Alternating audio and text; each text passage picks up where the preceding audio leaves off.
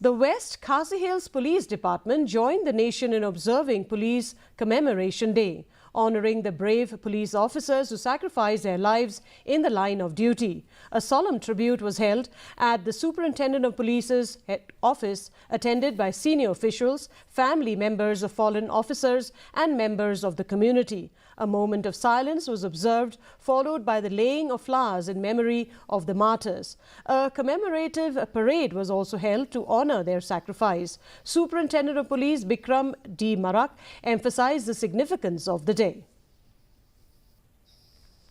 Their precious life in the line of duty in saving or safeguarding our nation.